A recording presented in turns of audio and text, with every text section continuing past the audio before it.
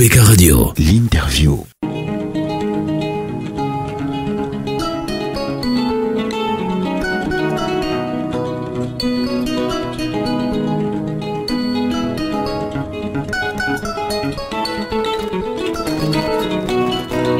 Bon, il me semble que j'aurais voulu qu'il restât un peu plus longtemps au Rwanda, puisqu'il est revenu brigadier. Ah, d'accord. Maintenant, je ne sais pas s'il nous a rapporté quelque chose. C'est pour ça que je veux qu'il dise que le Rwanda. Parce qu'il bien, hein. Mais Franck Sameni est revenu de Belgique, de France et tout ça. Il nous a ramené des cadeaux. À vous, je ne l'ai Tu pas. n'as rien vu. Je vais le croiser au couloir. J'ai appris, je vois comment les gens passent avec les chocolats devant moi. Les chocolats qui viennent d'Europe. Il t'a pas gardé le chocolat. Je dis que Monsieur le DCM, il faut rectifier ça. Je le calcule. Allons chercher. Que ce soit au couloir ou dans l'ascenseur, je vais le trouver. Je suis que. Voilà. Je vais te dire la vérité tout à l'heure. Pourquoi t'as oublié? Allons chercher le docteur Louis-Marie Cagde pour la première partie d'interview sur ABK Radio ce matin. Dans l'émission ABK Matin, docteur Louis-Marie Cagde, bonjour, bienvenue au Cameroun. Bonjour Didier, bonjour à tous mes amis au studio. Bonjour. J'ai ramené l'innovation. J'ai ramené l'innovation. Merci, vous avez ramené l'innovation.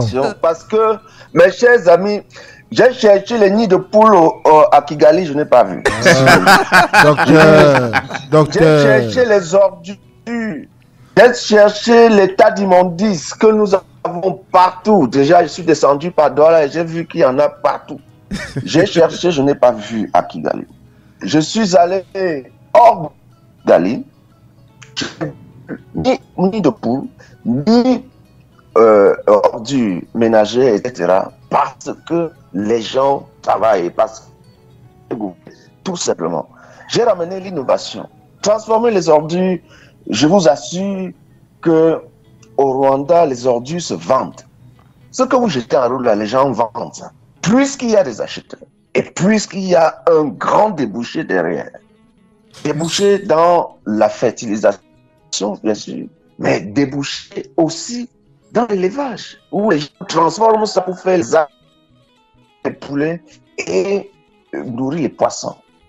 Donc, c'est un peu ça l'ambiance. Et c'est ça que moi, je suis allé chercher. C'est ça que je suis allé voir. Mais docteur Cagde, mais c'est très bien de le dire, oui. Mais on sait très bien qu'ici, notre consultant Didier Yimkwa, qui est spécialiste de l'environnement, a souvent parlé de la collecte des déchets, la transformation. Mais comment ça se fait qu'à Kigali, plus qu'à Yaoundé ou à Douala, ce soit appliqué? Est-ce que c'est une question de volonté politique? Parce que les gens ont été formés pour transformer leur environnement. Et ça nous permet de parler de l'éducation dans notre pays, de parler de l'éducation nationale qui est en panne et que l'on ne change pas. Et je profite pour adresser et exprimer tout mon soutien aux enseignants et aux amis d'OTS et OTA qui prennent au sérieux cette perspective et qui remettent ça sur la table à chaque rentrée scolaire. Je suis tout à fait et tout cœur avec eux et tout mon soutien parce que le système éducatif tel que c'est au Cameroun aujourd'hui ne nous conduit pas du tout vers des horizons meilleurs. En 1995, pour ce qui concerne le Cameroun, il y a eu les États généraux de l'éducation. Et l'on a proposé, tous les acteurs de l'éducation étaient d'accord pour proposer à l'État que l'objectif de l'éducation nationale soit de former un citoyen capable d'entreprendre, d'auto-entreprendre, de transformer son environnement.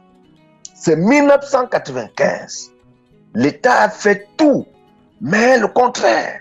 Parce qu'en 1998, on met comme objectif de l'éducation nationale quelqu'un qui est capable, qui est enraciné dans sa culture et ouvert au monde. C'est-à-dire que l'éducation nationale au Cameroun forme des gens qui sont forts en culture générale. C'est pour ça que vous pouvez trouver un licencié qui est fort en culture générale, il connaît la France, la Russie, les États-Unis et tout ça, mais il ne sert à rien. Il ne peut pas transformer son pays, il doit partir, il doit aller mourir dans les océans pour traverser. On ne lui a pas appris à être fier de son environnement et à connaître, transformer son environnement pour être riche. Et c'est ce qu'ils ont fait au Rwanda, tout simplement. Vous avez des gens qui ne peuvent pas laisser les ordures traîner. Parce qu'ils savent transformer ces ordures-là. Mais chez nous aujourd'hui, qui sait transformer les ordures? On peut les compter sur les doigts de la main. Alors que nous avions, pour ce qui nous concerne dans l'enseignement supérieur, 405 000 étudiants. Des 405 000 étudiants au Cameroun, vous avez seulement 5 000 dans les formations d'ingénierie. Et donc vous avez 400 000 dans la culture générale, ce qu'on nous appelle les formations facultaires classiques. On est fort en droit, en économie, en lettres, en physique, en chimie, ou choses comme ça. C'est ça qui ne marche pas et qu'il faut changer. Mais docteur Kagbe, tous les domaines du... Ça doit changer.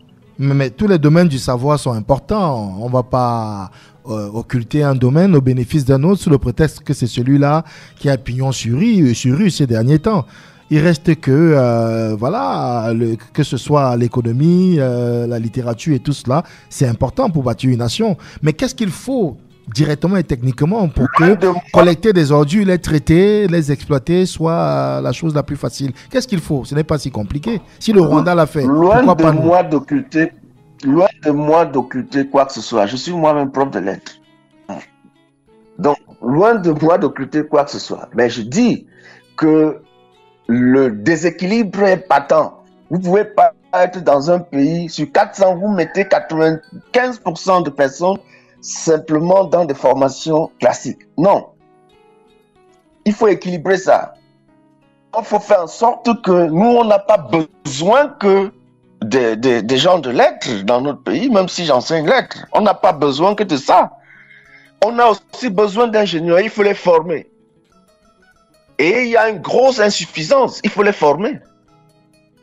Et quand je prends l'agronomie, on ne peut plus vous demander la différence. La différence, c'est que le système, par exemple, d'entrée dans la formation, dans ces écoles est ouvert.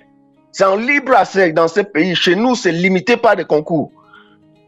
C'est d'ailleurs pour ça que beaucoup de Camerounais vont étudier au Rwanda, en Guinée-Conakry, au Togo, au Congo, etc. Parce que c'est en libre accès. Donc, si vous voulez vous inscrire à une faculté, vous allez juste vous inscrire. Ensuite, le système progresse sous forme d'entonnoir. C'est-à-dire que l'on limite le nombre de places plutôt au fur et à mesure que vous évoluez. Pour stimuler l'émulation et faire en sorte que seuls les meilleurs évoluent. C'est pour ça que ceux qui reviennent au Cameroun sont meilleurs. Si je ne prends que les formations comme l'avocature que beaucoup de Camerounais vont faire au Rwanda et que au Cameroun, on ferme ça à nos étudiants, ils vont faire au Rwanda. Le Cameroun a écrit au Rwanda pour interdire. Vous voyez la méchanceté qu'il y a dans le système de gouvernance. C'est-à-dire qu'un gouvernement, d'une part, et le barreau, d'autre part, écrit au Rwanda pour dire qu'on ne reçoit plus les Camerounais. Alors que c'est en libre accès. C'est-à-dire que chez nous, ici, on ne connaît pas la liberté. C'est en libre accès. Vous pouvez aller vous inscrire.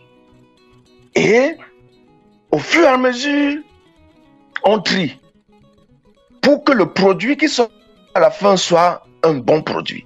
Et les gens qui sont allés étudier à l'étranger reviennent ici, ils sont meilleurs. Chez nous ici, quand vous limitez l'accès. Et c'est toujours les enfants de Kavayegue et tout ça qui entrent.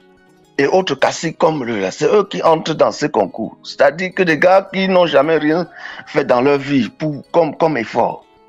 Donc, on recrute d'abord des médiocres. Et une fois qu'ils sont à l'école, ils ne font plus aucun effort parce qu'ils sont déjà à l'école. Ils savent que dans tous les cas, ils vont sortir. Et à la fin, vous avez des médiocres. Ça, c'est le premier problème sur le plan technique. Ensuite, sur le plan pratique, vous avez moins de personnes. Quand vous ouvrez 40 postes d'ingénieurs, c'est pour aller où? Quand vous ouvrez 40 postes de médecins, c'est pour faire quoi? C'est pour aller où? Ça ne marche pas. Donc, pour ce qui concerne l'agronomie, ce n'est pas le champ d'application qui manque au Cameroun. 25% de terres arables. Donc, si vous laissez la faculté d'agronomie en libre accès, et que nous avons même 10 000 étudiants, il n'y a pas de problème. Au fur et à mesure qu'on avance, il y aura le terrain d'application. Et oui, et on formera des gens qui ont la capacité de transformer le Cameroun. Parce qu'il y a le champ d'application au Cameroun pour ça. Et c'est ce qu'on fait ailleurs. Qu'est-ce qu'on fait du mérite? C'est ce qu'il faut corriger. Qu'est-ce qu'on fait du mérite alors, docteur? Le mérite se fait dans le système. Aujourd'hui, quand la faculté est en libre accès, je vous parle du mérite. Si en première année, vous êtes 2000, en deuxième année, il n'y a plus que 1000 places. Il n'y a aucun moyen de pistonner un enfant. J'ai dit expressément, parce que c'est officiel, que les enfants de Kava-Yégué qui passent, donc ils n'ont même pas, ils ne composent même pas. Et je ne suis pas sûr que pour les enfants de Pobia ont fait le concours pour entrer à l'ENAM. Et on ne sait même pas s'ils ont sorti, s'ils ont fait le coup un jour, etc. C'est ça le système aujourd'hui. Et donc, vous mettez ça en libre accès. On dit qu'en deuxième année, il y a 1000 places. Pour qu'un enfant soit favorisé, il faut gérer tous les enseignants. Hein, et on ne fera pas ça. Parce que si vous gérez avec un enseignant, même si vous gérez avec le directeur, un enseignant dit qu'il ne change pas sa note. Il ne change pas. Il vous a collé 0, il a collé 0. Il ne change pas. Et c'est pour ça que ceux qui vont à l'étranger dans ces écoles reviennent des meilleurs. Parce qu'il faut vous battre sur les 2000 pour faire partie des 1000. Ensuite, en troisième année, on vous dit que c'est 700. Qu'il n'y a plus que 700 places. Il faut encore vous battre pour entrer parmi les 700. Il n'y a aucun moyen de corrompre là-dedans. Et c'est pour ça que ça marche dans ces pays-là. Pourtant, quand on dit que c'est 40 places, les caciques là, si chacun recommande seulement un enfant, ça fait les 40 places, c'est fini. Et c'est la corruption à ciel ouvert. Il n'y a aucune compétence. Vous voulez me parler de quelle compétence? La méritocratie n'est pas dans le concours au Cameroun, ça n'existe pas. Et même si ça existait, le système de fonctionnement, c'est que quand vous recrutez à l'entrée, une fois que vous êtes à l'école, vous allez sortir. Vous allez sortir. Et donc, même si ce sont les meilleurs qui sont entrés, ils ne sortent plus les meilleurs sur le marché. Vous n'êtes plus sûr qu'ils sont compétitifs. Parce que tout au long de la formation, on s'est arrangé à ce qu'ils sortent. Docteur Louis-Marie Kagde. Donc, des questions qu'on vous adresse, on pourrait les adresser tout à l'heure au docteur, à Luther Meka, qui sera notre invité dans quelques minutes. Luther Meka qui est déjà avec nous en studio, en rapport avec, par exemple, des mouvements comme OTS, OTA. On a trop supporté, on a trop attendu. Le président de la République arrête des mesures, décide. Et dans l'application, on a l'impression qu'il y a une certaine pénibilité. À quel niveau est-ce que ça achoppe? C'est quoi le problème? Est-ce qu'il y en a qui veulent torpiller l'action du président de la République, même dans le sérail, ou alors ces mesures n'étaient pas tellement bien pensées que leur application devienne difficile? Parlons dans le fond. Aujourd'hui, les conditions des enseignants, que ce soit le docteur Meka ou moi, on sommes tous des enseignants et on les vit tous, même si on n'appartient pas au même parti politique. Les conditions des enseignants dans notre pays aujourd'hui sont vraiment difficiles. Et il y a des difficultés auxquelles il faut pallier obligatoirement. Quand un enseignant fait 5 ans sans toucher son salaire, c'est un problème qu'il faut résoudre. Il ne devrait même pas avoir de débat autour de ça. Parce que quand on vous affecte avec votre famille dans une localité qui n'est pas la vôtre, et même si cette localité était la vôtre, vous avez besoin de ressources pour vivre. Parce que vous vous concentrez à votre travail. Et ce sont des difficultés réelles. Quand vous avez des avancements, moi, depuis que je suis enseignant, je n'ai pas encore bénéficié de mes avancements. Je touche encore le salaire d'assistant.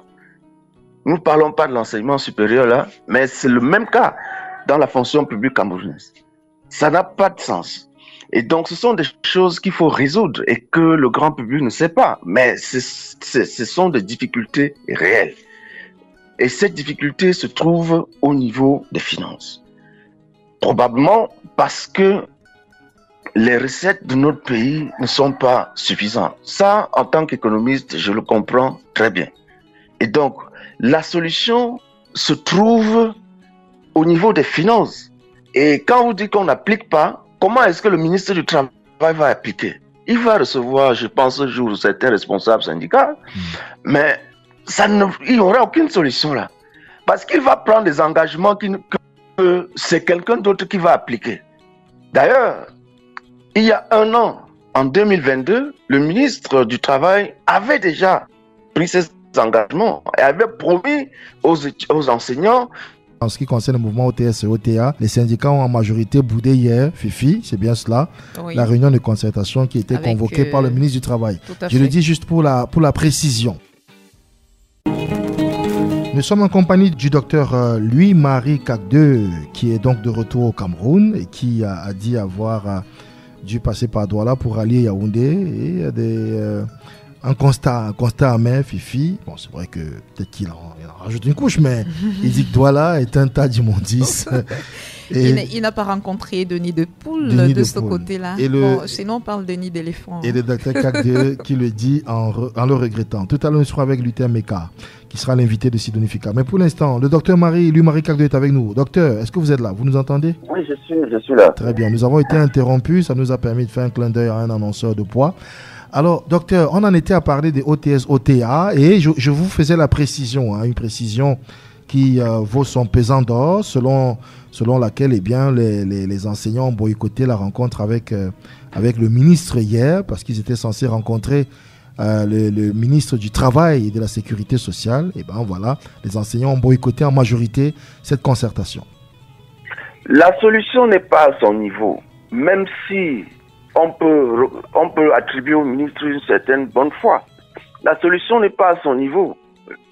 C'est au niveau des finances.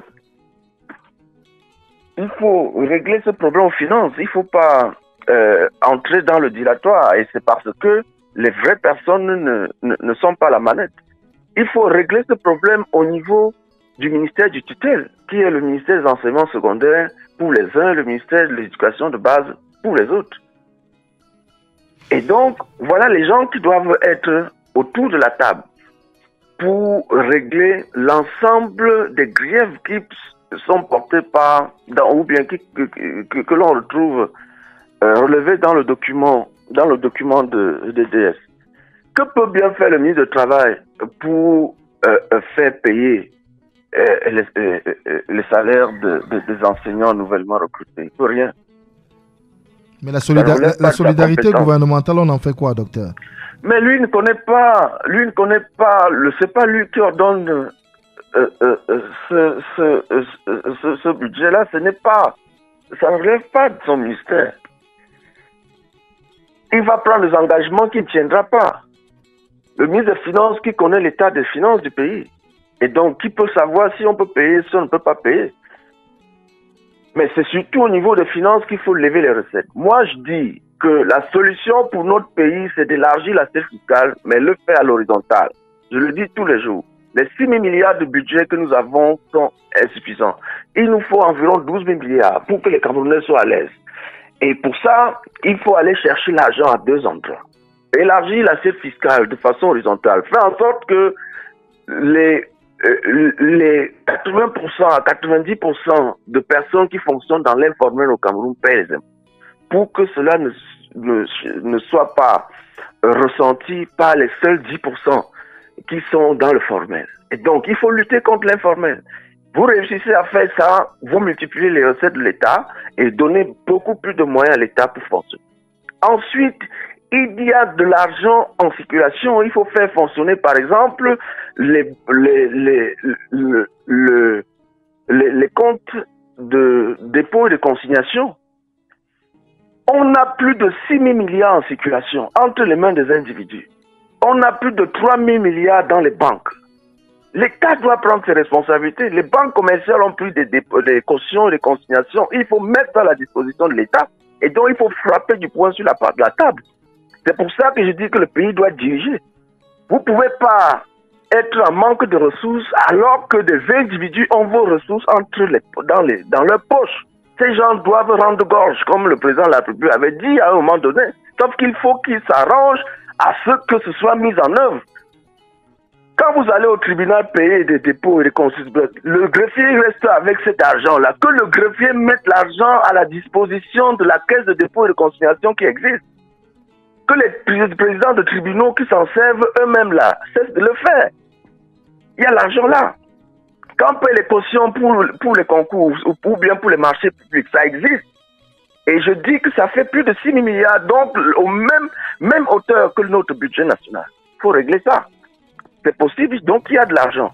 C'est pour ça que l'on pouvait, si le pays était gouverné, l'on pouvait trouver de l'argent pour régler toutes ces préoccupations-là. Je ne parle pas de tout ce qui entre dans la corruption, etc. C'est un travail qu'il faut faire. D'accord. Et donc, le ministre du Travail, lui, il est de bonne foi. Moi, je peux lui reconnaître ça, mais il ne peut rien faire. D'accord. Merci infiniment, Dr Kagde. On aurait voulu vous garder encore une dizaine de minutes pour que vous donniez votre avis. Si cela est possible en 2 minutes, allons-y avant de recevoir l'UTMK.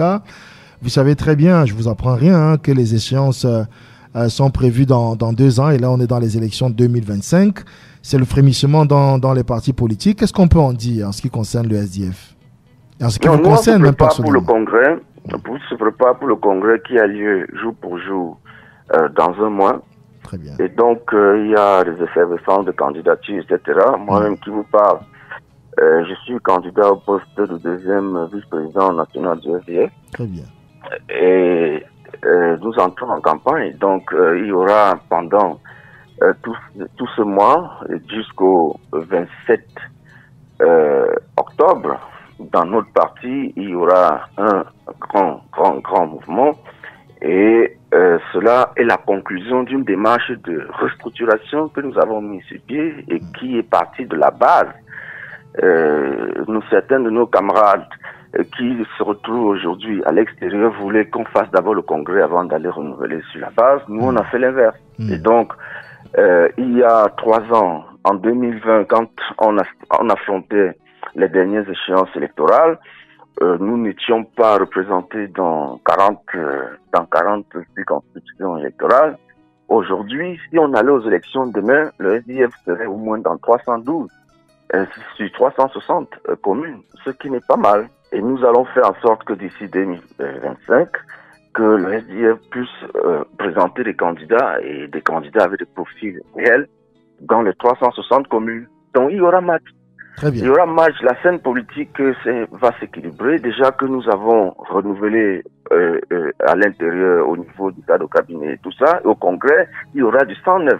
Certains de nos camarades qui avaient travaillé depuis 90, les années 90 pour implanter le parti, nous allons nous battre pour récupérer notre place sur la scène politique nationale et éventuellement prendre la tête du pays, la gouvernance du pays à partir de 2025. Voilà qui est dit. Merci infiniment, Dr Louis-Marie Kagde. Je suis convaincu que l'UTMK va peut-être rebondir dessus si Fifi a la malice de lui poser la question en ce qui concerne votre dernière déclaration. À mardi prochain, Dr Louis-Marie Kagde. À mardi prochain. Toutes mes salutations à Ripper. Avec un radio. De lundi à vendredi dès 7h. Retrouvez dans le 7-10, 7h-10h. ABK Matin, premier sur le matin. Les invités consultants de classe exceptionnels.